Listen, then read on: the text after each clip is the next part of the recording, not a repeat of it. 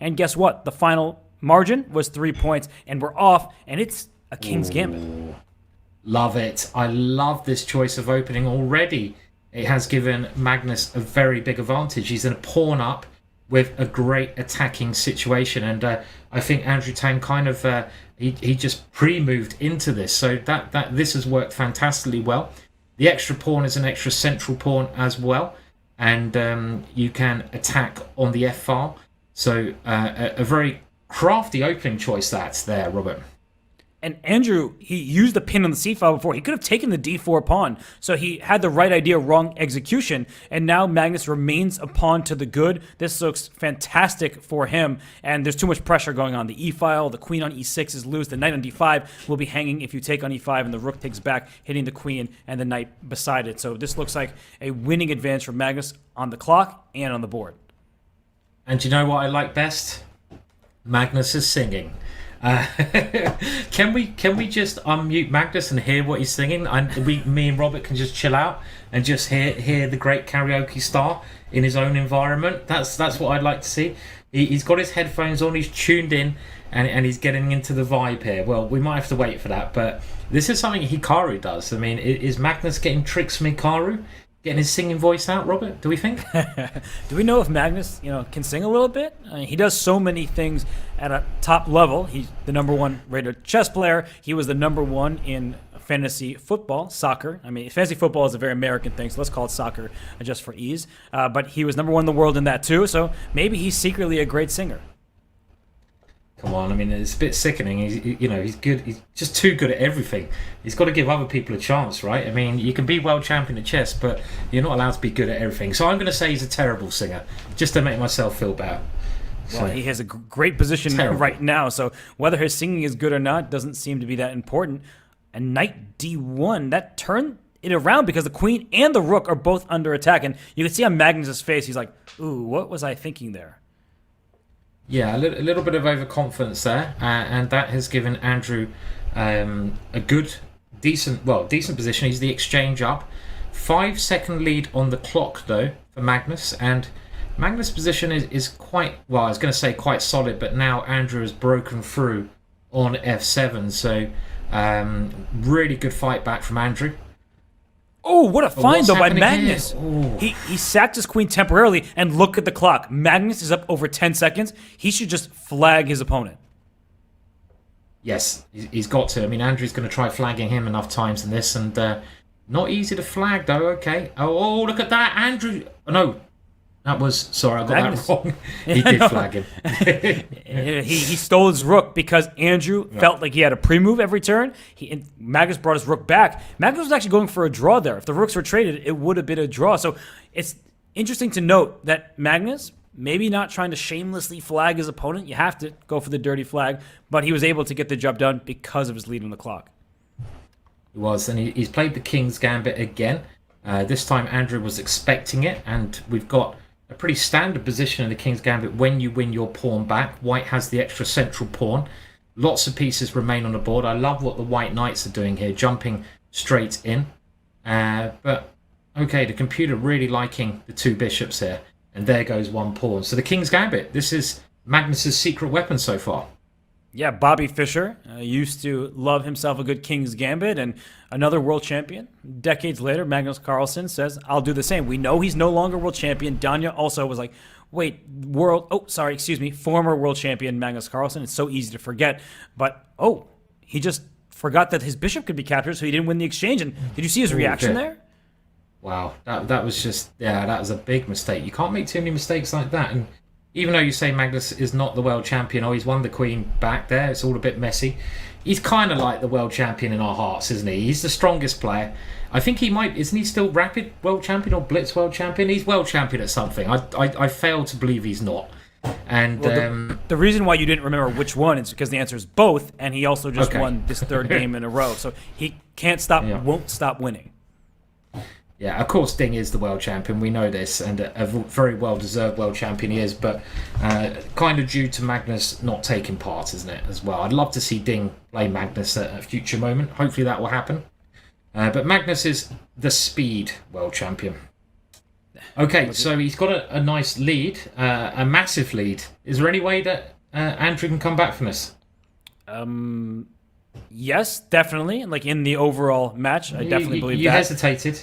You hesitated. The reason Robert. is because I thought you were asking me about this specific game, and I look at this position, and this looks like a King's Indian gone completely wrong for white and looking great for black. And you see the capture on g4 leaves the e4 pawn hanging. Yeah, this is a dream come true for Magnus. Yeah, this is a beautiful position. Completely agree with you. Look at black's pawns piling through, and the white king incredibly exposed here. At the same time, I mean, still just about hanging on, but that F pawn is getting very close to becoming a queen as well. Queen's off the board, still hanging on. There's a nasty threat of a rook swinging over in some positions here as well. I don't think there's anything that can be done. And another win for Magnus. He seems to be on good form. Scarily good form. When Firouzja said that Magnus needed to level up, I think Magnus has officially leveled up. Like, this is ridiculous thus far. 4 straight wins, and convincing ones at that, leading on the clock throughout most of the games. He hasn't been worse in his positions very often, and now he goes to a setup where he has his bishops both fianchettoed, and now the board's opening up for those very bishops. Advantage Magnus, ever so slight advantage, but still, I like the bishop pair. Yeah, the bishops are looking quite good now, and he's swapped one advantage, the bishop pair, to a better pawn structure now. And the reason this is a better pawn structure is black's pawns are rigid in the middle, and that one there that Magnus is attacking is very weak, the one on d5. So it's very subtle advantages. And one thing that is clear about Magnus is his will. I mean, to be a champion like he is, it's not just about your talent, the amount of work you put in. You've got to have an amazing will. And you want to win everything. And that will to win is going to, after he lost to Firouzja, it's going to be shown in these upcoming matches. And I would not like to play an angry Magnus. Oh, He wants some kind of like, he might go king f1 at some point. Oh, he dropped his rook. He dropped his rook. Wow, he's blundered a rook after I say that. A whole rook. And Andrew gets that win. But I think what you were saying is true, because when he beat Eric, he was upset that he gave Eric any points. He wants to win every single game he plays. He has the heart of a champion, but also he's got the hunger of a lion. Like, he really wants to win every single game that he plays. I don't even know if lions are that hungry. Like, can someone who actually knows about animals tell us, are lions just seems like kings of the jungle, or are they actually also hungry all the time? Because Hungry Hungry Hippos was a game I never played. Hungry Hungry Lions. I reckon lions are hungry. They've got to be. They're big. They're big cats, aren't they? And I'll tell you one thing: my cat is always hungry, always eating far too much. So they've got to be. They've got to be hungry. And I love the way we sometimes digress away from the chess. It's nice to have a little break, because I get a headache otherwise with the amazing play on the board. And this is so complicated, this position. I mean, the white king looks really exposed, but white is a piece up. Any result possible here? Yeah, I thought there would be almost a checkmate, but the knights are protected, and there looks like a pin down the c-file, but there's a light square bishop in the way. But Simon, clock and king safety, both in black's favor, and rook c4 picks up, not the d4 square, but this knight on e4. Yeah, and this is the thing, even though white was probably winning somewhere, if you have the initiative, it counts for so much at this time limit. And now it's equal-ish on material, and that white king is getting absolutely teared apart here. And I doubt it can survive. Is there a killer blow? Just taking the rook, all of a sudden, Magnus is a whole rook up. Did you see Look at the way he played that? Rook h1 check. That wasn't even just like, I'm going to try to flag my opponent. That was the best move. So Magnus, I mean, he really is in charge of the match right now. He is just dominating the match at the moment. I mean, when Magnus plays like this, there's not many people who have a chance against him. Andrew's got to pick up his game. He's got to get some wins on the board. There is 20 minutes to go. Often these matches go in swings. But another strong tactic there from Magnus, knight c6. And this is simply going up a whole rook. and he won that game in a matter of seconds. Phenomenal play. And I love this comment from Fractured Soul. This is like watching Messi play. Simply sublime. And as an American, welcoming Messi to the MLS and Inter Miami, that should be fun. But yeah, watching Messi play throughout his career has been a treat for everybody. And watching Magnus when he's in form, it's a treat for everybody except for his opponents, because I don't think Andrew's having the best time thus far. No, I mean, it's not enjoyable when anyone tries to smash you. But look at that. That is a beautiful move from Andrew. Absolutely stunning vision. I love that. The whole point is the white bishop can check the black king, and then it can pick up the queen in the middle. Magnus counter strikes now, so you have to be a little bit careful. And Andrew spending his time. But that just shows how strong Andrew can be and how quickly he also spots tactics. Andrew Tang is world class, and I think when we are looking at this match, we will always acknowledge that. And Magnus just happens to have jumped out to a hot start, and he's trying to run away with his king. So considering he lost his queen, but he lost it for a knight and a rook, he does have compensation. He's worse, and now he's going to drop another pawn in the center. But I'm looking at the clock, and maybe black is even better because of the time. Yeah, it's true. And the black knight is now secured itself in the middle of the board, and the only way that white can probably win this is by using that passed pawn, which he has shoved up the board.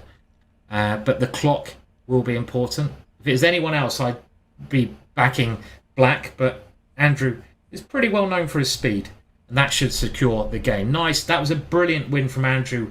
We need more of that. He's got a nice point on the board, and let's see if he can get a roll going. He needs to get a roll going now. And point very well taken that Andrew, when he has even a time deficit, how quickly he plays, it's a sight to behold. And he was able to win that game. He kept enough time on the clock and found the killer blow. And in this game, Magnus just kind of playing this slowly. He's giving away a pawn to open up some lines. And bishop takes d6, queen takes d6 to follow. The e6 pawn will be tender. I think Andrew doing the right thing, being brave. Yeah, you're right. Oh. This is lovely. Oh, nearly. It was close. Oh my goodness! Oh, it does work. Does it work? I'm just shocked at all moments when moves like that happen. Like here's the queen a4. I wasn't even looking in that direction. I was looking along the c file, and well, Andrew's done well to hold on here. The knight takes f5. That's a good shot from Magnus, but what in the world of an opposite color bishop rook endgame where white's pawn structure is better? Yeah. I mean, that again, it's going so quickly. I mean, white is better here because white's got the potential to get a passed pawn. So you see the pawn on the right-hand side. Okay, it's still a little bit better for white, but should be a draw. There goes the passed pawn. Going to come down to the clock, though. Extra lot of time for Magnus, but I feel that 50 moves should be made here in time. Yeah, there they are. Draw. Yeah. They actually repeated the position 3 times, and I was going to say if the colors were reversed, I think Andrew may be able to get that job done and flag Magnus, but the moves were so easy to play. You just move your king back and forth, and so pre-moves were available. And now in this game, we get a London system, Andrew Tang's specialty, and so far looks pretty normal. I think black has escaped the opening without any disadvantage whatsoever. Yep, and here comes the black pawns moving down the board. I mean, that's the other thing about, I would say like a regular grandmaster. I don't mean that with any disrespect, but not a world champion. And Andrew is nothing. He's not a regular grandmaster. That's the wrong thing to say. But someone who hasn't played in world championship matches, Magnus's openings are just so good because he's prepared for so many of these big encounters with a team behind him, and he's able to swap in and out of certain openings, and he should be okay in most positions. I say that, though. He is playing 1a6 quite a lot in this match, which is a very peculiar opening to play. And here, it's black attacking again, Robert. It looks like that to my eyes, but Andrew is stopping that attack by playing in the center. That's often how you combat somebody who's going after your king. And I just want to quickly follow up what you were saying, that as regular grandmasters ourselves, no, I think we know what you mean, that our opening preparation, oh gosh, that's a blunder of an exchange there on e3. But even though some games, some openings, oh, that was a mouse slip by Magnus, and he gets away with it because Andrew was pre-moving, and a little smile out of Andrew. But we get away with things in individual games, some moments, openings, but on the whole, people who played in the candidates in the World Championship matches, their opening preparation is much deeper and better. And Magnus, he's looking to pick up this game with the black pieces. He has a rook against a bishop. Those pass pawns are stopped. Simon, this looks like a win for black based on how much time remains. Yes, another point. Just racking them up at the moment, even after a mouse slip there. Yeah, I mean, it's just a show of class at the moment, the way that Magnus is playing. He loves having the two bishops as well. Magnus, there's little things in his games that you will see happen time and time again. And I think maybe the stronger you get as a player, the more you appreciate having the two bishops. That's why I like having the knights, because I find them trickier. Mm-hmm. And here you can see those bishops working very well to win the exchange. Black has some attacking chances here, though. And what? Magnus just blundered a bishop on f5 with check. He is not going to... And h6 is an important move because queen takes b4. There are back rank threats. So right now, Andrew is in charge in this game on the board and on the clock. But finding the knockout, not so easy here, because if the queens come off the board, winning from there will be far from simple. Yeah.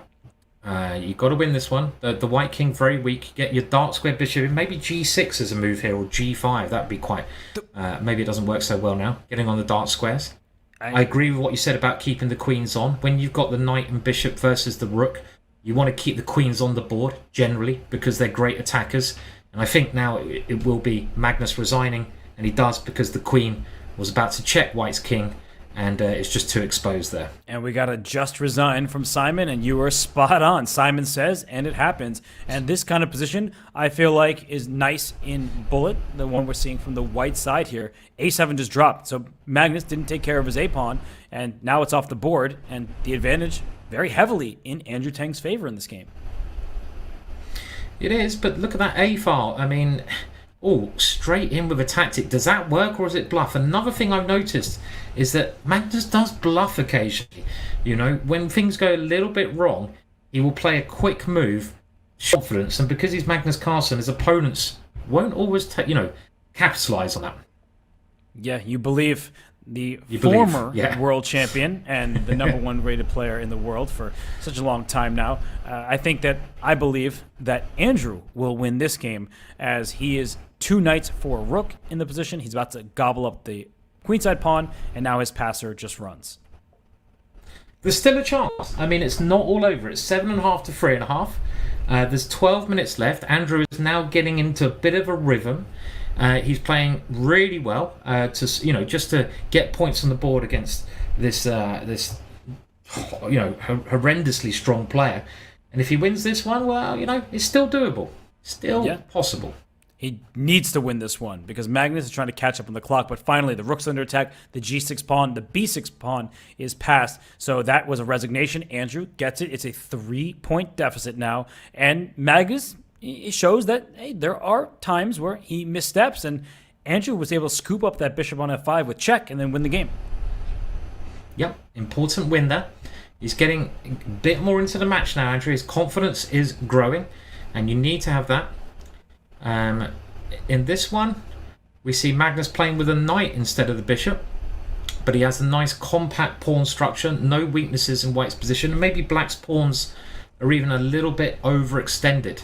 There you go, 1 pawn drops, and there could be some more exchanges here, but is that a pawn going to drop? It does drop, so a pawn up for Magnus. Clean pawn. And this king on g1, if queens were on the board, we say maybe black can get an attack on the light squares, but without queens on the board, there's no checkmating threats, and f3 stops all of that before I can even finish my sentence about it. And the next stage here would be able to... Oh, he just blundered there. Oh dear, mouse slip. 4 points in it. Yeah. Mouse slips, they happen, especially in Bullet. We saw Danya drop his queen in front of a bishop and lose that earlier because of a mouse slip. So none of these players, it's not a foreign concept to them, but probably a moment that Angela, can I mouse slip later today? Not in my match against Magnus Carlsen? Yeah. You always mouse slip when it's the worst possible time as well, I found. You know, you don't mouse slip on like move 1 where it doesn't matter. It's always when you're winning and you drop a queen. And here, well, again, look at Black's pieces. Black has won a piece with that pin, and the Black King is very safe, so there's not really any compensation, and that's why Andrew resigns, just to get on with the next game.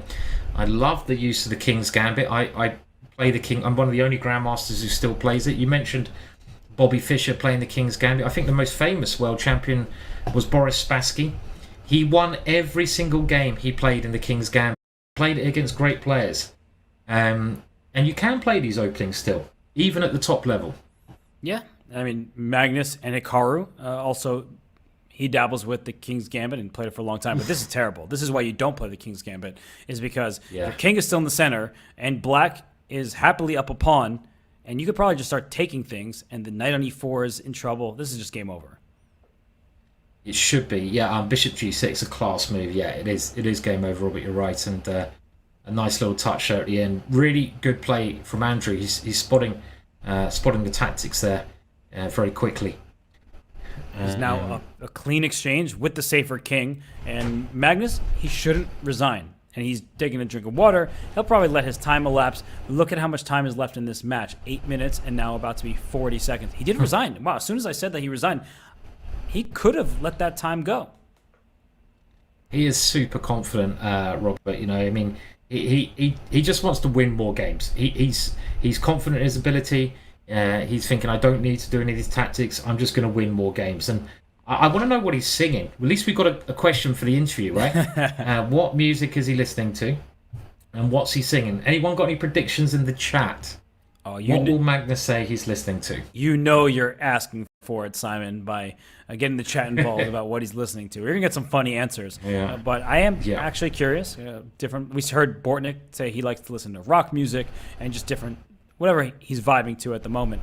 But right now, Magnus in this game, up and outside pawn, king very safe. The e-pawn advances, and those hanging pawns in the center, they can be strengths if you can get them going, and they take away squares from enemy pieces, but they can also be dangling and weaknesses. Yeah. And it's weird. There's too many knights in this position for me to be able to work out what's happening. But there goes the exchange. Even though the exchange is gone, Black's knights, they're holding a lot of squares. Very good play so far. And there it goes. Andrew wins another one. So he's keeping himself just about in the match. And Magnus was really unhappy about that. I see that Michael Jackson beat it. Shout out there. Guardians of the Galaxy music. See, I told you didn't just get ridiculous answers.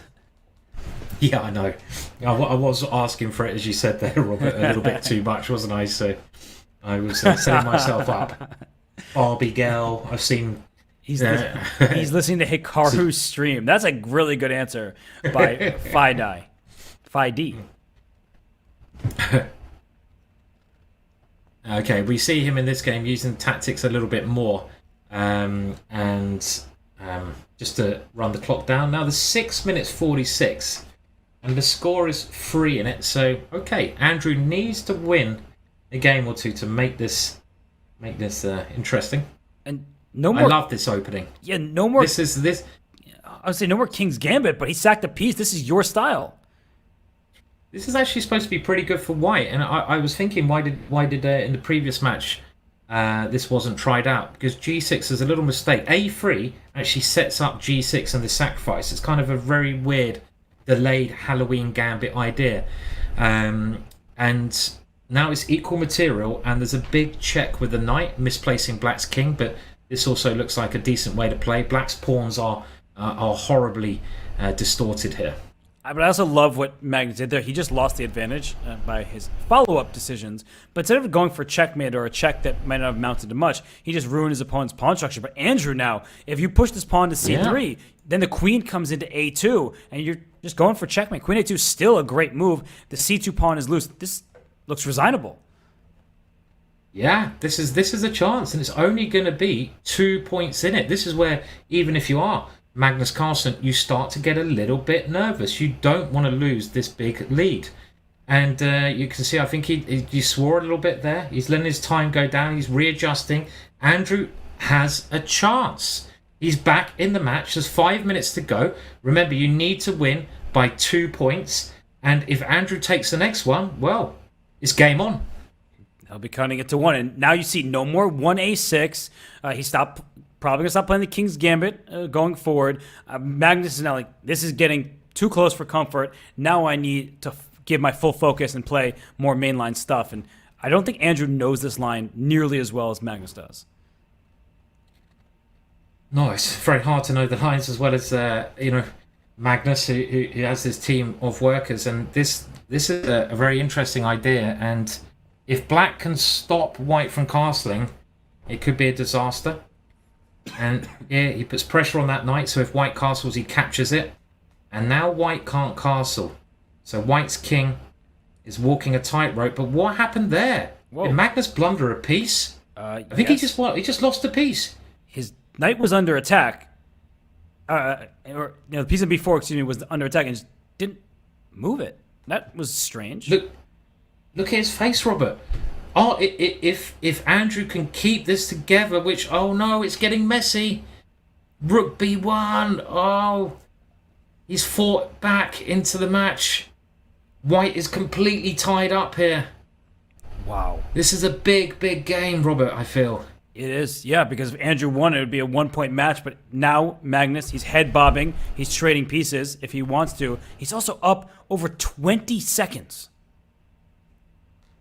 Yeah, this is a massive game because the difference with this one was, as you said, it could be 1 point in the match or 3 if Magnus wins. And Magnus wins to take it to 3 points, meaning that, and look at him, he gives a little laugh there, realizing he's very lucky, meaning that Andrew must win this game now with the black pieces and maybe the next game as well. I mean, this is a must-win scenario, isn't it? This game? He needs to win this one, and he needs to win the next one, and he doesn't have a choice in the matter. So from the black side of this position, it looks like the pawn structure, not particularly good for either side, but the c7, c6 pawn is harder to get to. That pawn on f3 in particular, down the road, that could be a real weakness that white has to defend.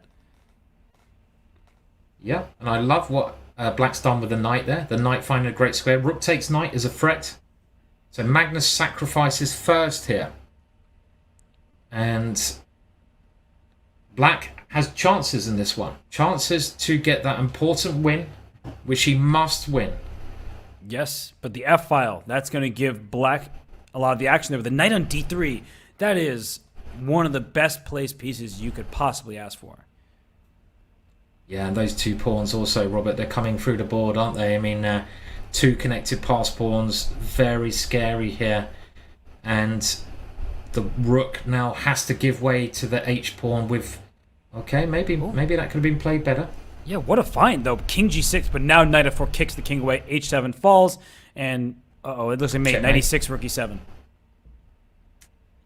I think that could be it. You can see Andrew shaking his head there. There's only 2 minutes left, and yeah, Magnus giving a little cheer there. He realizes he's through, and maybe a little sigh of relief. Yeah, I don't think he'll be complete. Sorry, Rob. I was gonna say the same thing that you were about to say, so please finish, Simon. I was gonna say I don't think Magnus will be 100% happy with the way the match went, but I don't know. It sort of hasn't been that clean. And I think that's why he celebrated, because if he was going to win this match by a large margin, he'd be like, yeah, okay, another day at the office. But the fact that Andrew gave him a serious fight and there were some odd blunders and things of that nature, even in Bullet, odd for Magnus, I think that he felt like he was on some rocky terrain. And, well, even in this game, like he was doing just fine, and suddenly he's dropped a pawn in an endgame, and his pawn structure is bad. So it has not been a perfect performance by any stretch of the imagination, but that's who Magnus is. Even when he's not playing perfectly, he's still beating stars like Andrew Tang by several points. Yeah, I mean, he's done enough, I think, in this one, but he needs to play better than this if he's going to beat Hikaru, I would say. If we do see a Magnus Carlsen Hikaru final, I think Magnus will have to play a little bit better because Hikaru is just not going to show any mercy. He'll have to play better than this to beat Danya tomorrow, right? The way he's played in this match, Danya beat Andrew Tang by 8 points. And of course, things change day to day and match by match. But the way Danya's been playing in this event, I really think that Magnus will have to improve his play. And, well, I don't know if this last game, maybe it's off in time. It doesn't change the match victor, that is Magnus. So, yeah, this game has concluded. They stopped it. And Magnus is like, why? I'll play another one. Yeah. I mean, yeah, okay, well, Andrew's resigned that one, realising there's no point. It's not going to affect the match at all. And we see Magnus winning that one. And it got a little bit close at one moment, but the stronger player did win. Throughout that match, Magnus was always ahead. And, yeah, a pretty good performance there.